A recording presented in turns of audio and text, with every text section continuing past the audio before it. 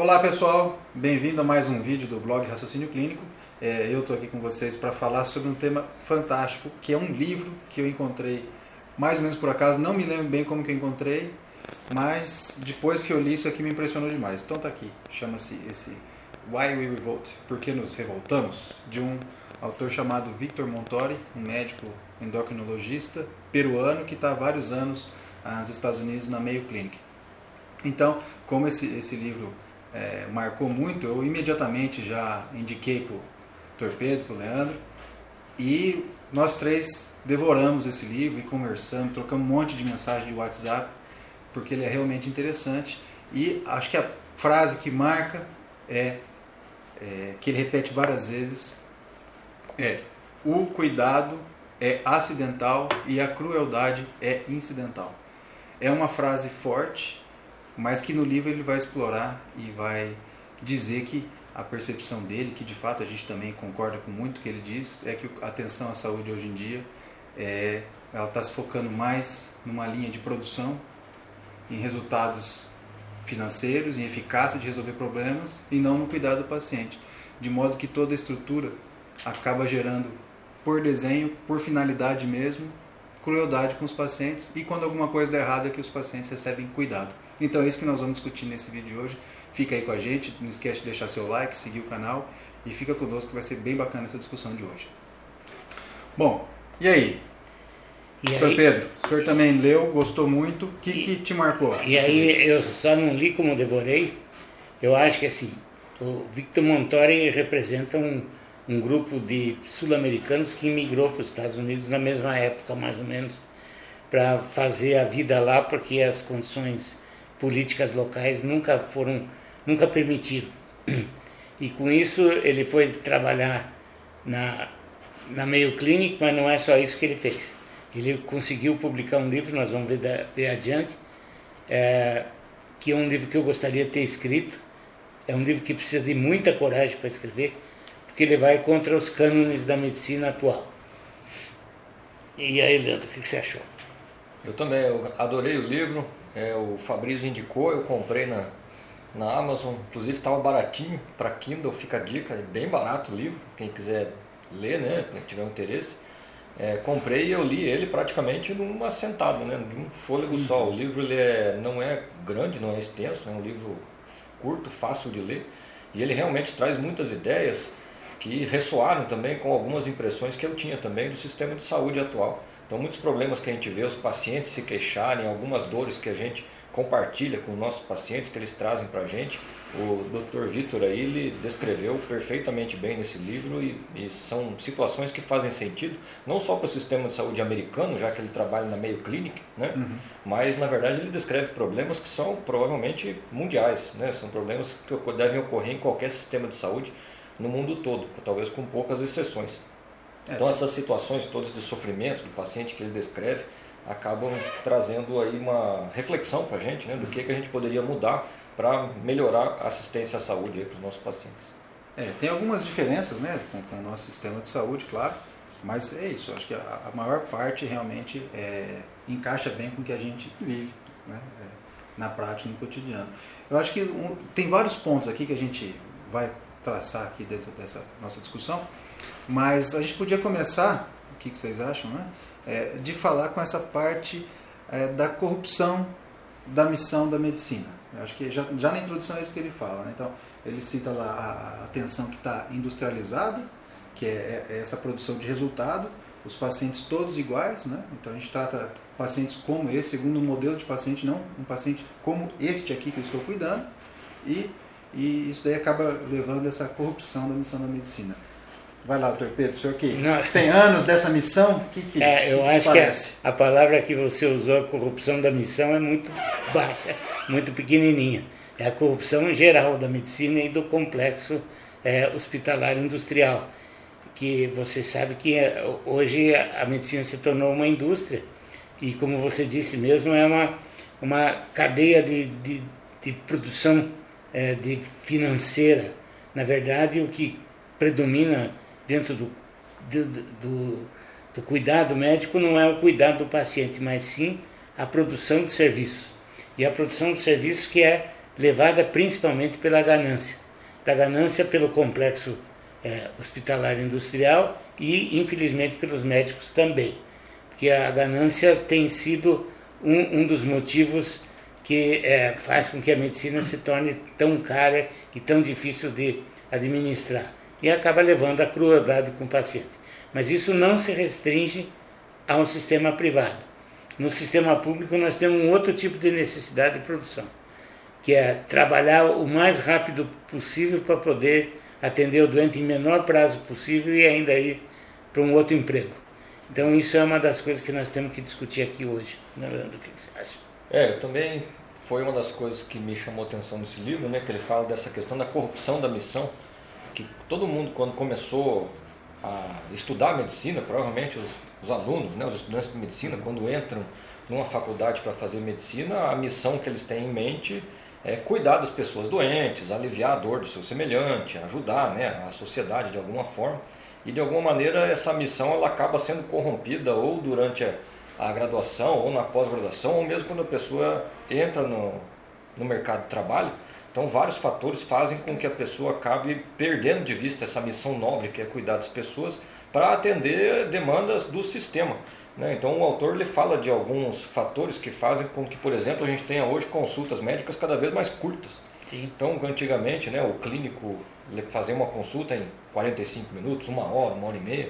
Hoje em dia todo mundo atende seu paciente em 10, 15 minutos, às vezes menos até, dependendo da especialidade.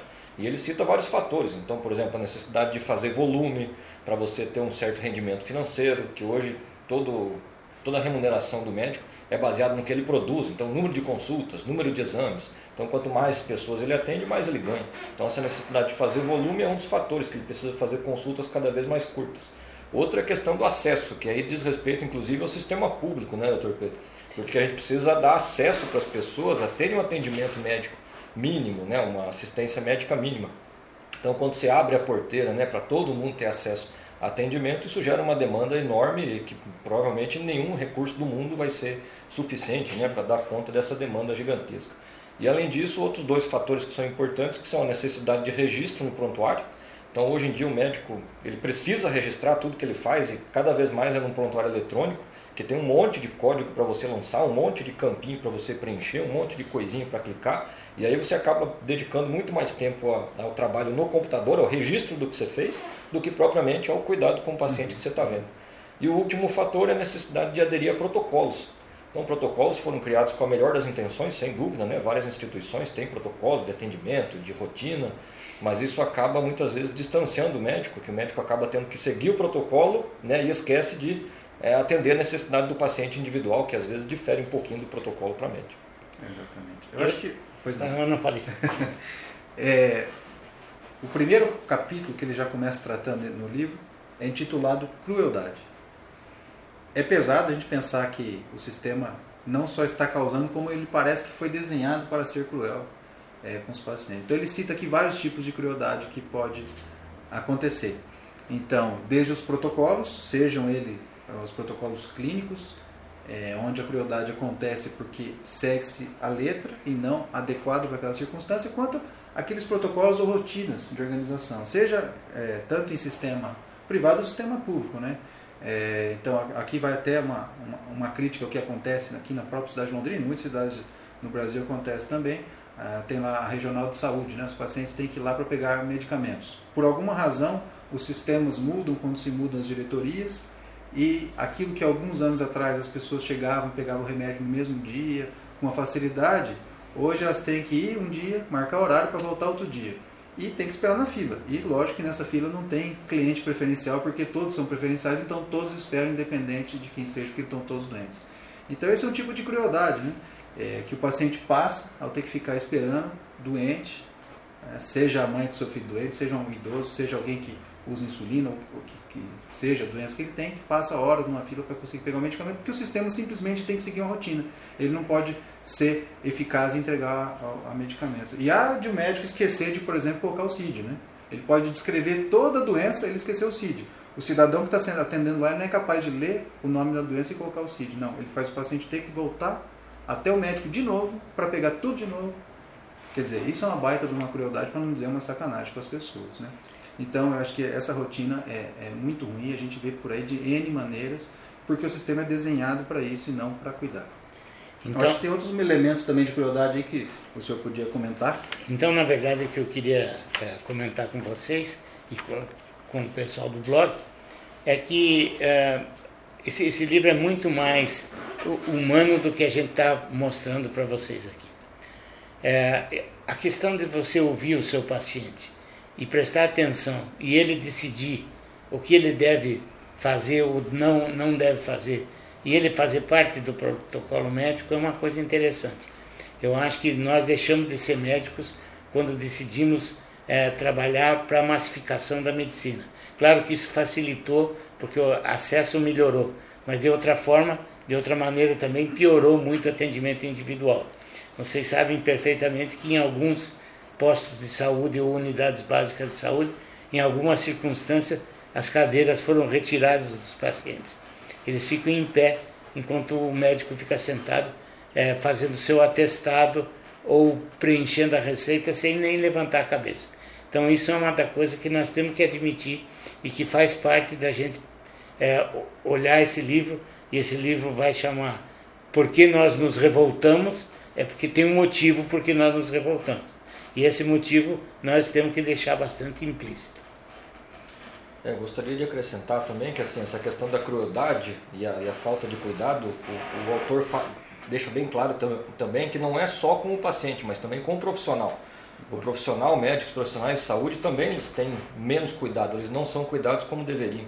Então assim, todo esse sistema que joga essa demanda por mais atendimento, por fazer mais procedimentos, pedir mais exames, atender mais pacientes e de maneira despersonalizada, que a pessoa não consegue chegar a conhecer quem que é o paciente que está na frente dele no consultório, porque não dá tempo, né? Então ele não consegue conversar e entender quem é aquela pessoa e criar uma boa relação médico-paciente por simples e pura falta de tempo. Ele tem que gastar o tempo dele digitando os dados no computador, né? Então toda essa despersonalização também acaba fazendo com que os médicos entrem, né, numa situação psicológica até complicada. Eles deixam de conseguir enxergar com clareza qual é a missão, o que é que eles querem fazer, né, enquanto médicos, qual é o objetivo deles nessa profissão que deveria ser tão nobre, né, mas que ele perde de vista, o que é que ele está tentando fazer ali naquele dia a dia. Então, como é um atendimento despersonalizado, massificado, o indivíduo cansa. E na verdade essa é a definição de burnout, né? É a despersonalização, é você deixar de se entender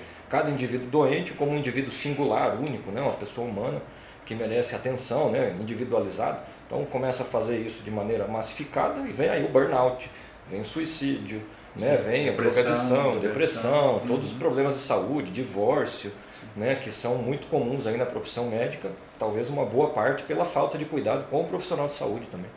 Bom, então é justamente isso que ele comenta, né? Quer dizer, esse sistema ele requer, essa crueldade, digamos, ela requer que não só o paciente seja desumanizado, como também o médico, né? E porque muitas vezes o médico ele é desumanizado não só por atender um volume de pacientes, tudo isso que a gente já disse, mas também na relação com os colegas.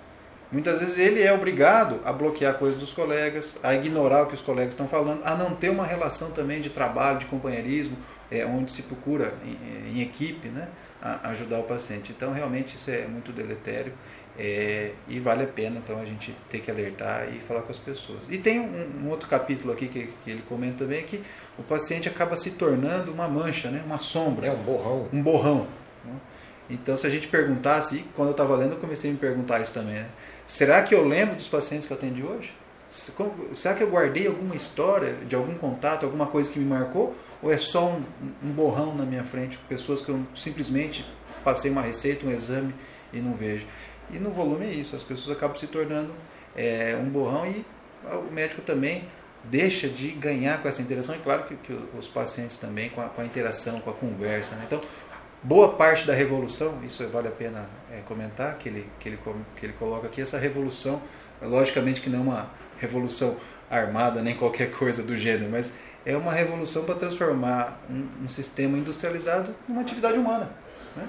É uma revolução onde o paciente participe do seu cuidado, que tenha, que o médico possa atender de maneira cuidadosa, até carinhosa mesmo, né? E respeitosa aos seus pacientes. Então eu acho que essa revolução que a gente de alguma maneira também tem ajudado através do raciocínio clínico, que é ajudar com que os médicos também pensem melhor, realizem melhor o raciocínio diagnóstico, porque é uma maneira de conseguir uma prática mais segura, e não tem jeito de fazer essa prática se a gente também não estiver conversando e atendendo bem os pacientes, né? É uma coisa importante que ele não dá chance à discussão pequenininha, não. Ele abre e põe o dedo na ferida para valer. E joga sal. E joga sal em cima. E além disso, ele é um sujeito muito bem preparado. Esse camarada, ele, além de ser um endocrinologista de alto padrão, ele cuida de pacientes no dia a dia. E ele fez um treinamento no Canadá, na McMaster University, com Gordon Guyatt, que é um sujeito que a gente sempre admirou por ser um médico que trata de medicina baseada em evidência sob o ponto de vista clínico. E na volta a Mayo Clinic, ele montou uma unidade de pesquisa que se chama CARE. Então eu acho que esse camarada é o que eu gostaria de ter sido. Um cara que escreveu um livro falando a pura verdade, sem interesse político aparente, que eu não consegui distinguir nenhum interesse político a não ser o bem-estar do paciente. Isso nós temos que batalhar a favor disso.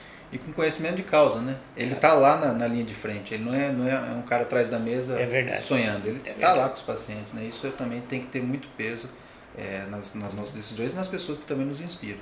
E falando aí sobre protocolo, eu acabei de fazer um comentário sobre protocolo, mas na verdade protocolo é uma coisa que é importante, mas tem que ser individualizado. Inclusive esse é um dos pilares da medicina baseada em evidência, né?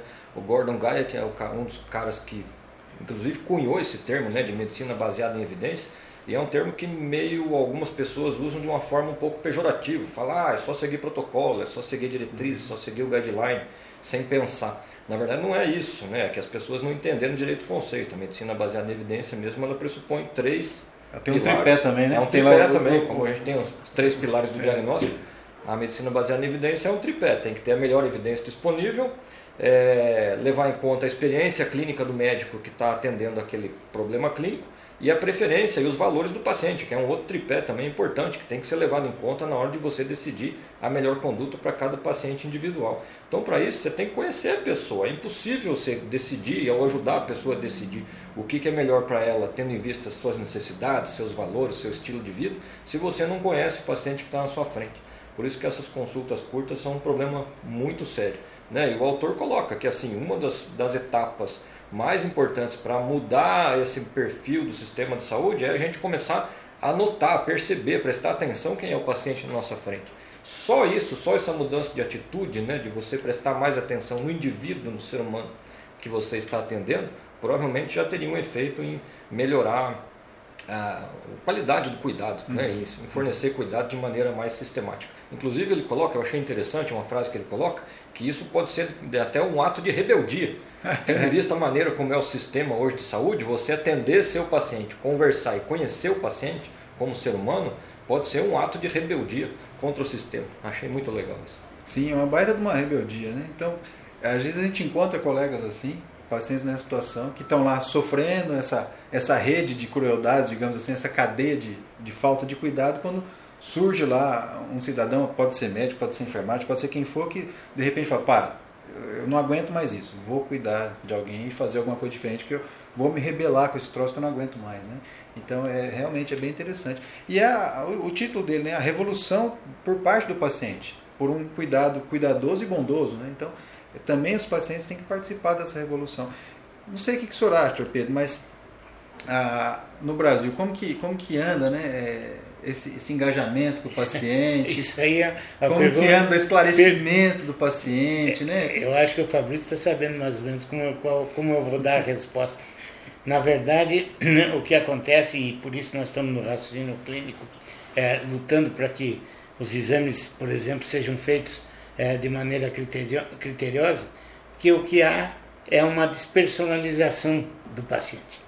E o sujeito chega, conta uma história que o médico não ouve, pede uma quantidade de exames desnecessária, mais alguns que vão servir para o rendimento extra que ele vai ter, por razões óbvias que todo mundo sabe, mas ninguém comenta. E isso faz com que encareça demais o custo da medicina no geral. e faz parte da crueldade do paciente ter que voltar a N laboratórios e muitas vezes esses exames não são nem abertos. Isso aí foi visto várias vezes e ele cita isso com muita ênfase, muita segurança. Então o que eu acho é o seguinte, esse livro ele fala sobre uma revolta, mas essa revolta é do médico e do paciente. Vocês estão citando várias coisas relacionadas ao médico com toda a razão. Eu acho que o médico é tanto vítima quanto o paciente. Eu só acho, e ele cita no livro, que não há necessidade de todo médico ser rico. A necessidade do médico começar a controlar a quantidade dos atos que ele pratica para não enriquecer. Porque não se faz medicina enriquecendo. Você pode enriquecer da medicina de maneira honesta, sem necessidade de exames extraordinários e nem de diagnósticos diferentes. O que se faz hoje em dia, não a grande maioria dos médicos, mas alguns enriquecem à custa de exames falsos e exames desnecessários. Eu acho bacana também, queria acrescentar, né, porque no final do livro, os últimos capítulos do livro, ele começa a propor soluções para essa situação que a gente tem hoje. Ele cita vários problemas, né, põe vários exemplos, inclusive da vivência dele no Peru, da vivência dele nos Estados Unidos, e depois ele começa a listar possíveis soluções para esse sistema. O que é que a gente poderia fazer para reverter esse estado de coisas? Para que o cuidado, né, de qualidade para o paciente não seja um acidente, porque hoje ele descreve como um acidente. Se tudo der errado, ele recebe cuidado. Se alguma coisa der errado, por algum motivo, aí o paciente recebe um cuidado de qualidade. Mas isso é acidental, não é a regra, né? O sistema é desenhado para ele produzir resultados, então é um sistema que é cruel por desenho. Isso é um princípio do design, né? Nenhum sistema está quebrado, o sistema ele foi desenhado para entregar exatamente o que entrega. Então, o sistema que a gente tem hoje, ele foi desenhado de uma maneira errada. E aí as soluções que ele começa a listar são 4, que eu achei muito bacanas, que são a elegância, a solidariedade, o amor e a integridade. Vocês querem comentar sobre essas 4 soluções, sobre essas 4 soluções? Eu acho que isso são as 4 qualidades que o médico, o estudante de medicina, entra na faculdade. Não é? Aquilo que você comentou, Fabrício. Na verdade, o estudante entra cheio de bons propósitos, mas à medida que as coisas vão progredindo, à medida que ele se aproxima do internato, ele passa a ser cada vez mais cínico. E na residência e na especialização, isso se aperfeiçoa de uma certa forma. Então o que acontece é que as pessoas foram mudando, se adaptando ao sistema. Mas eu acho difícil começar uma revolução como essa sem que haja uma ruptura em algum momento. Então eu acho que ele propõe essa ruptura. E eu acho que esse livro tem que ser lido por todos nós. Já existe uma versão, inclusive, em espanhol, que é fácil de ler e não precisa ter todo o conhecimento em inglês, mas é um livrinho de 176 ou 167 páginas. Fácil. É um negócio fácil de ler e, olha, eu fiquei muito impressionado. Eu gostaria de ter escrito esse livro. Quem sabe a gente não traduz, né? Quem sabe? Já que não deu para escrever, você vai traduzir. Ele usa uma imagem que é muito bacana, né? Que ele fala que assim, o cuidado acontece quando você tem médico num barquinho, paciente em outro barquinho, tentando cruzar um rio, né, de águas tempestuosas lá, e de repente, por algum motivo, um barquinho se aproxima do outro e eles se tornam parceiros na travessia. Que é uma coisa que acontece às vezes por acaso, né? E isso deveria ser sistemático. Esse tipo de cuidado de qualidade, personalizado, individualizado, deveria ser entregue. Devia ser o resultado esperado e não o que acontece por acidente. E aí eu acho a questão do paciente é fundamental. Inclusive é o título do livro, né? Ele coloca que é uma revolução do paciente. É o que ele espera. Ele acha que assim, esse tipo de mudança, como envolve interesse financeiro, sistema de saúde, questões políticas, várias coisas que são difíceis de mudar de dentro do sistema, ele propõe que esse tipo de mudança, o grande parceiro, o grande motor, né, desse tipo de mudança, desse tipo de revolução, teria que ser o paciente. Então até os pacientes mesmo deveriam ler esse livro aqui, não só os profissionais de saúde, mas para pacientes lerem, associações de pacientes, sei lá. A gente até fez uma tentativa nossa de levar algum tipo de esclarecimento, temos aí alguns vídeos aí sobre as 5 maneiras que o paciente pode ajudar o médico no diagnóstico, então você procura ver e compartilhar aí também com os pacientes. E agora, aquilo que também às vezes a gente percebe é que os próprios pacientes precisam de esclarecimento, né? Porque acaba que os pacientes, por N forças, tanto de repetição, até mesmo por propaganda, acabam entendendo que cuidado melhor é aquele que tem mais exame, né? É aquele que está prescrito mais medicamentos, quando na verdade não é isso, é o que a gente está falando, que ele fala, né? O cuidado bom é esse, que o médico está do lado, orientando, cuidando das necessidades do seu paciente, não simplesmente pedindo exames. E tem um capítulo que eu achei muito bom, que vale a pena comentar, é sobre a carga do cuidado nas costas do paciente.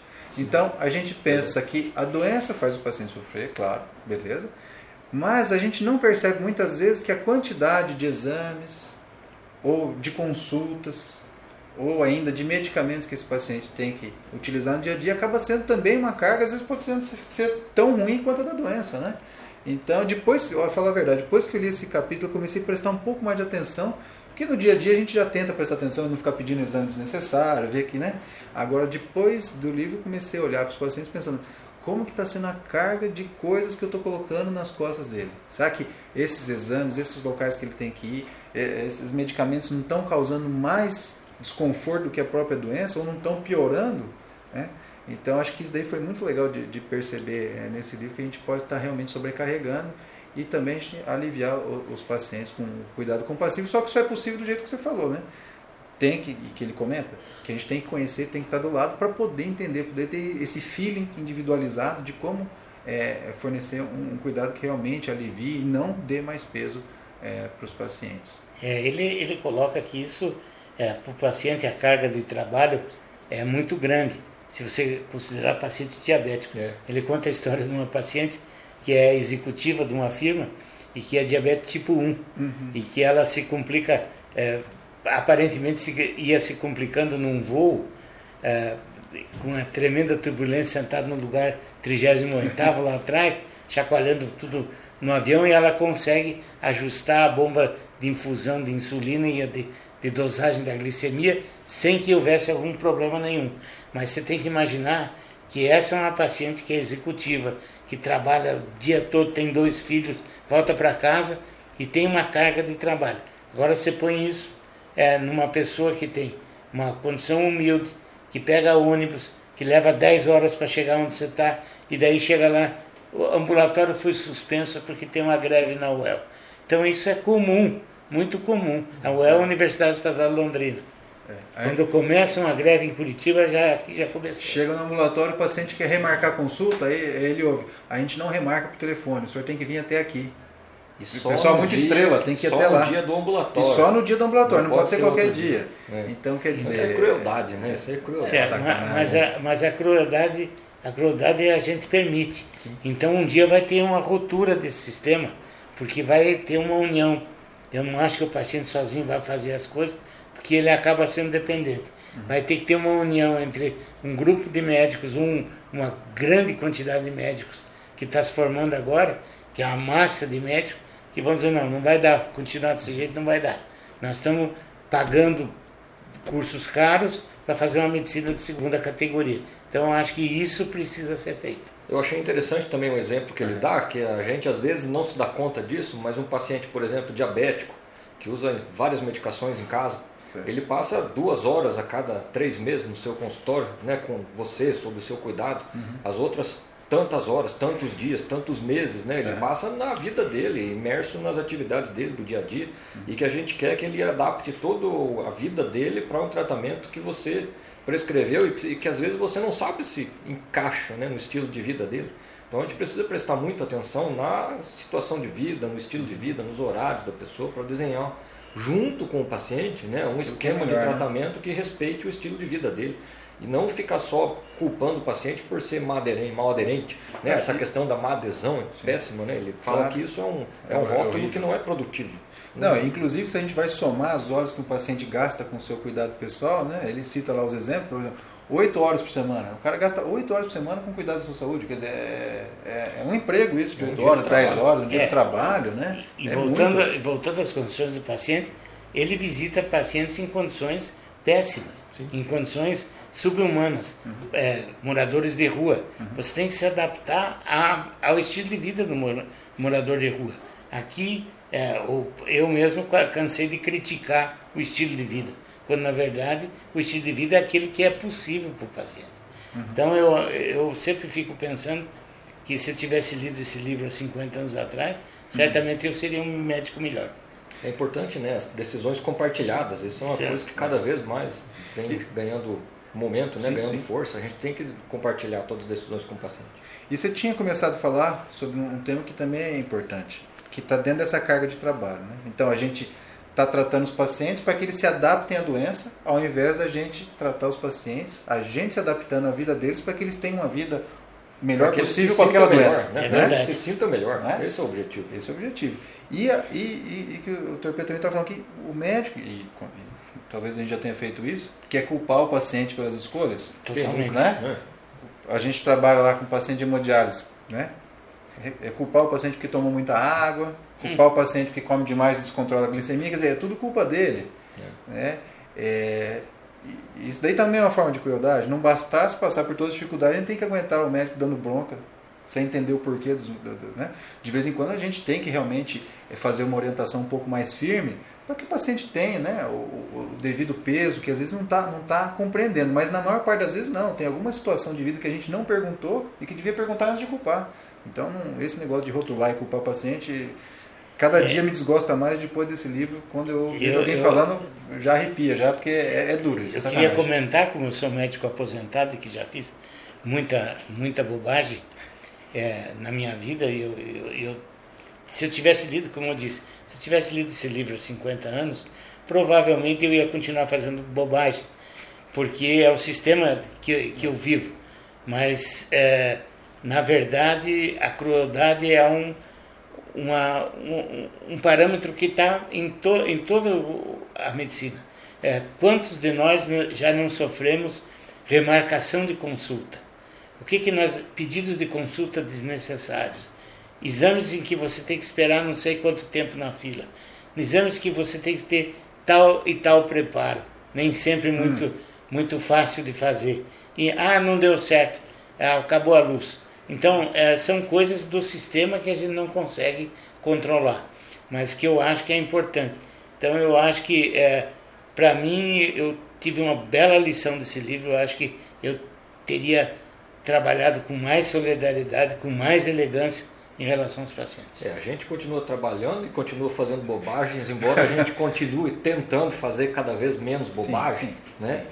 Mas realmente tem várias coisas que a gente acaba refletindo sobre a nossa prática depois de ler esse livro, né? Por exemplo, a gente joga muito nas costas do paciente a responsabilidade por levar a informação a outro profissional, por exemplo. Sim. Levar um resultado de exame, levar uma orientação, levar uma solicitação de opinião, né, de um colega. É todo o paciente que tem que levar o papel, levar o exame, levar a cartinha e tal. E quando o paciente esquece, que é uma coisa que pode acontecer e frequentemente ocorre, sim, aí a gente joga a culpa no paciente. Então, assim, no pleno século XXI, a gente não consegue se comunicar efetivamente com outro colega, né? Passar um resultado de exame, fazer uma discussão mais adequada. No fundo, é o médico fazendo o paciente fazer o trabalho dele, que ele comenta, né? Então, esses dias eu vi uma iniciativa aí que tinha algum sistema, não me lembro como que era, que o paciente tinha que responder um questionário prévio à consulta, né? E fala, não, que é um questionário online, super desenvolvido e tal, né? Aí tinha lido o livro, né? Eu fiquei pensando, isso aqui é um jeito muito elegante e sofisticado de fazer o paciente fazer o serviço do médico, né? A anamnese é lá dentro do consultório. Ele só está dando um jeito de preencher dado eletrônico e já aumentar a eficácia do sistema. Mas acho que dentro dos temas aqui que você comentou sobre como resolver, que ele cita, né? Possíveis soluções. Teve um aqui que me chamou a atenção, porque eu lembrei de um exemplo que eu acho que é bom também de ter bons exemplos e comentar isso, que é sobre a integridade. Então, um amigo cardiologista estava comentando uns tempos atrás que ele estava insatisfeito com a corrupção no Brasil, corrupção em tudo. De repente ele falou assim, mas será que eu não posso melhorar nada na minha prática? Ele ligou para o laboratório e falou assim, olha, tem um dinheiro aqui que eu não quero, não pedi. Não, doutor, mas a gente manda isso para todo mundo. Eu não quero mais, é rotina. Eu disse, não, eu não pedi, e eu não quero, e eu não aceito mais nenhum. Eu falei, caramba, o cara está num sistema que faz isso todo dia e ter essa consciência. Eu achei que isso parece bobagem, mas se você está num sistema que é assim, você tem essa consciência e liga e desfaz o negócio, é realmente uma pessoa que está buscando integridade E é uma pessoa que eu confio que faz dessa maneira e realmente a pessoa é íntegra. Então é um exemplo muito bacana de integridade para a gente ter. É a coisa mais comum do mundo, né? Você tem uma estaçãozinha do laboratório de análises clínicas dentro do seu consultório, pede os exames, o paciente já coleta ali dentro e o laboratório depois te dá uma porcentagenzinha do exame que você pediu, né, com o agradecimento no final do mês. Isso nos Estados Unidos daria cadeia, né, doutor Pedro? Isso é kickback nos Estados Unidos. E o kickback nos Estados Unidos é cana. Mas lá não deixa de acontecer também. Sim. Então, mas aqui é normal, rotineiro, coisa mais comum, normal do mundo. Eu acho que a normalidade é uma normalidade ruim. Isso. E isso faz com que o custo da medicina seja muito alto. Eu acho que a gente tem que fazer, todos nós já fizemos aqui autocrítica lendo esse livro e das coisas que a gente viu e que a gente fez. A gente não pode ser cabotino a ponto de dizer, eu nunca fiz isso. Claro que fez. Então eu acho o seguinte, eu acho que a indústria, de uma certa forma, me financiou muitas coisas que eu não precisaria. E financiou na minha vida viagens, primeira classe para Paris, por exemplo, coisa que não é necessária. Hoje a coisa está mais difícil, a compliance está impedindo isso. Mas, de qualquer forma, isso faz com que o complexo hospitalar industrial não se desfaça. E há de se desfazer quando nós tivermos a revolta. Esperamos que seja logo. Eu queria comentar também sobre a elegância. Me chamou a atenção a questão da elegância. Eu achei bacana. Como assim elegância pode salvar o sistema de saúde, melhorar o cuidado, você ser elegante? Ele entra nessa questão de elegância comparando com o nadador. Ele fala dos filhos dele, né, o autor do livro, que são nadadores. E uma coisa que o nadador desenvolve durante a vida, conforme vai melhorando na natação, é ir fazendo cada vez menos movimentos desnecessários. Então o movimento que ele faz é sempre preciso, qualquer curvinha da mão, qualquer pedalada do pé, sempre é necessário e tem um objetivo muito bem definido. E é isso que ele quer, a isso que ele quer se referir quando ele fala de elegância, que você tem que fazer para o paciente o que é necessário, sabendo por que é necessário, mas não além disso, não precisa fazer nada muito além do que é necessário. Né? Infelizmente o sistema hoje ele é desenhado de maneira diferente, né? Até os próprios pacientes acham estranho se eles vão num médico que pede um monte de exames, muito sem necessidade, depois vai num outro médico que pede poucos exames, só os indispensáveis, qual que vai ser a impressão desse paciente? Qual que ele vai achar que vai estar dando o melhor cuidado? Sim. O que pediu mais exames. Claro. Então existe também essa cultura que é ruim, né? De fazer o excesso, isso leva ao desperdício. Isso é ruim. Então a elegância é fazer o mínimo possível e indispensável, né? Com bons resultados. E elegância também é realmente esse modo fluido de atender os pacientes sem brusquidões, sem interrupções, sem estar com cara de sempre estar com pressa, né? Então isso é bacana também, né? Ter esse modo também de gentileza com os pacientes, saber conduzir as coisas. O problema, tudo isso aqui é fácil ficar falando aqui na frente da gravação, mas na hora do pega, quando você está num ambulatório de SUS e vem paciente e a pressão é grande, você perde toda a compostura. Eu acho que isso a gente precisa deixar bem claro. Sim. Que a gente está trabalhando dentro de um sistema e que ninguém aqui é santo. Nós temos que fazer com que as coisas funcionem melhor. Eu acho que esse livro não vai ser a salvação, mas eu acho que nós vamos ter que publicá-lo de uma maneira que seja útil para todos nós. Mas é um belo ponto de partida para chamar a atenção de quem não se ligou ainda, né, dessa questão. Principalmente dos estudantes, né? O pessoal está estudando, está entrando no internato. E pode ser que o exemplo, o modelo que eles vão vendo no dia a dia, que você aí que está nos assistindo, ouvindo, vai vendo, seja talvez um modelo que não está bem colocado, não seja um bom molde, né, a se seguir e ter essa, pelo menos, ainda que seja de certo modo utópico, né, doutor Pedro, apesar de que na vida real seja difícil ter isso sempre, mas que seja um modelo a ser buscado, que a pessoa possa desenvolver suas habilidades de tal maneira que esteja procurando essa elegância, essa integridade, esse modo de ser, ainda que sempre não consiga, e realmente a gente não vai conseguir mesmo, porque ninguém aqui é perfeitinho. O bom de um blog que tenha múltiplas idades é que vocês ainda acreditam na humanidade. Eu tenho um pouco de dificuldade de ver as coisas funcionarem, principalmente no Brasil. Então eu proponho que a gente traduza esse livro, nós vamos tentar fazer com que isso rode nas faculdades de medicina e parte do blog Raciocínio Clínico, que eu acho que é a nossa obrigação de fazer com que a gente melhore a assistência médica, não só no Brasil, mas no mundo todo. Eu acho que é importante ter uma visão realista também, né? De certa maneira, assim, não vai mudar o mundo e o sistema por causa de um livro. Não. Mas se pelo menos um profissional de saúde, um paciente, sei lá, começar a identificar coisas pequenas que podem mudar, né, no sistema e começar a dar baby steps, né, pequenos passos na direção certa, melhorando uma coisinha de cada vez, sei lá. Eu gostei. Eu gostei muito do livro, eu queria citar uma coisa que mais me impressionou. Esse cara tem coragem, mas muita coragem. Ele trabalha na Mayo Clinic, gente. Ele trabalha na Mayo Clinic e esculhamba tá falando mal peruano, do sistema de saúde americano. Esculhamba os Estados Unidos e esculhamba a Mayo Clinic nas linhas. Claro que ele dá uma dourada na pílula quando ele fala da Mayo Clinic, mas que nós sabemos que também é uma caixinha de ganhar dinheiro, né, que nós temos que reconhecer. Mas ele fala mal do Peru também. Ele fala mal do Peru. Mas aí também fica fácil. Né? Falar mal do Peru, do Brasil e da Colômbia e da Venezuela é muito fácil. Né? Eu quero ver falar mal realmente da Mayo Clinic. Lá. Feito. Então é isso aí, fica a dica do livro para quem tiver interesse. Why We Revolt. Tem e-book, né, na Amazon, tem o livro impresso também. Tem gente que gosta de ler livro impresso. Eu gosto. Tá, eu não consigo ler impresso, mas eu posso dizer para vocês que eu assinei na Amazon, no Kindle, e a $3. E a versão espanhola existe também e está lá na Amazon também. É que a versão impressa não aumenta a fonte, né?